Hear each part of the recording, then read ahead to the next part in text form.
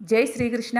Friends, మనం ఈరోజు భగవద్గీతలోని మొదటి అధ్యాయంలో మొదటి 5 శ్లోకాలు ఏ విధంగా చదవాలి, వాటి అర్థం ఏంటి తెలుసుకుందాం ఫ్రెండ్స్. ఓం శ్రీకృష్ణ పరబ్రాహ్మణే నమః. శ్రీమద్భగవద్గీత అధప్రథమోధ్యాయ అర్జున విషాదయోగ. మొదటి శ్లోకం. ధృతరాష్ట్ర ఉవాచ ధర్మక్షేత్రే కురుక్షేత్రే సమవేతాయుయుత్సవః మామకాః పాండవాశ్చైవ కిమకుర్వత సంజయ. ఇది మొదటి శ్లోకం. మరి దీని యొక్క అర్థం ఏంటి అంటే, ధృతరాష్ట్ర ఉవాచ అంటే ధృతరాష్ట్ర మహారాజు పలికెను.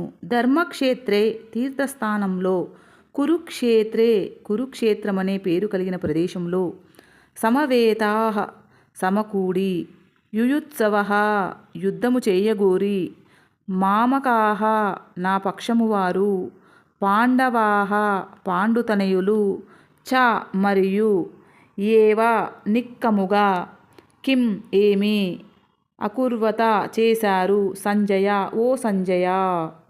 దీని మొత్తం ఏ విధంగా, మరి దీని అర్థం ఏంటి అంటే, ధృతరాష్ట్రుడు పలికెను, ఓ సంజయ, కురుక్షేత్రంలోని ధర్మక్షేత్రంలో నా తనయులు పాండుతనయులు యుద్ధము చేయగూరిన వారై సమకూడిన తరువాత ఏమి చేశారు అని అర్థము అన్నమాట.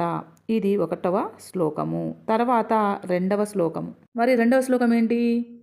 దృష్ట్వా తు పాండవానీకం వ్యూఢం దుర్యోధనస్తదా ఆచార్యముపసంగమ్య రాజా వచనమబ్రవీత్.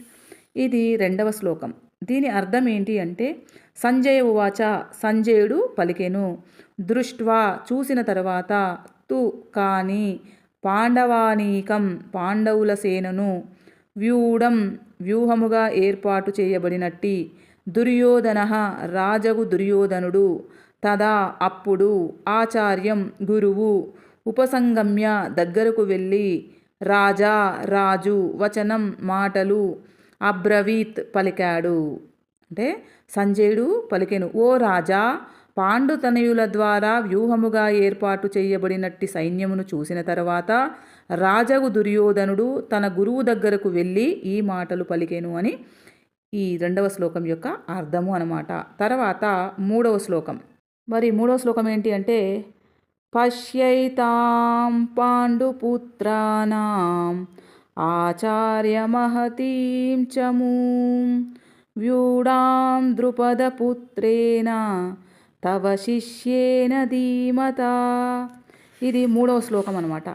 మరి దీని అర్థం ఏంటి అంటే, పశ్య చూడండి, ఏతాం ఈ ఏతాం అంటే ఈ పాండుపుత్రానాం పాండుసుతుల యొక్క, ఆచార్య ఓ ఆచార్య, మహతీం గొప్పదైన, చమూం సేనాబలమును, వ్యూఢాం ఏర్పాటు చెయ్యబడిన, ద్రుపదపుత్రేణ ద్రుపద తనయుని ద్వారా, తవ మీ యొక్క, శిష్యేన శిష్యుడు, ధీమత బుద్ధి కుశలుడైన. దీన్ని మొత్తం ఏ విధంగా అర్థం చేసుకోవచ్చు అంటే, ఓ ఆచార్య, మీ బుద్ధి కుశలుడైన శిష్యుడగు ద్రుపద తనయుని ద్వారా దక్షతగా ఏర్పాటు చేయబడిన పాండుసుతుల గొప్ప సేనను చూడండి అని అర్థము అన్నమాట. తర్వాత ఇది 3వ శ్లోకం యొక్క పూర్తి అర్థము. 4వ శ్లోకం. అత్ర శూరా మహేశ్వాసాః భీమార్జున సమాయుధి యుయుధానో విరాటశ్చ ద్రుపదశ్చ మహారథః. అత్ర ఇక్కడ, శూరః శూరులు, మహేశ్వాసాః గొప్ప ధనుర్ధరులు, భీమార్జున భీముడు అర్జునులకు, సమాహ సమానంగా, యుధి యుద్ధమునందు, యుయుధానః యుయుధానుడు, విరాటః విరాటుడు, చ కూడా, ద్రుపదః ద్రుపదుడు, చ కూడా, మహారథః మహారథుడైన.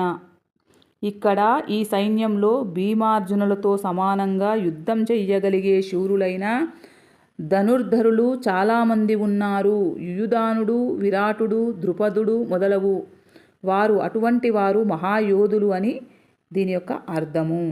5వ శ్లోకం.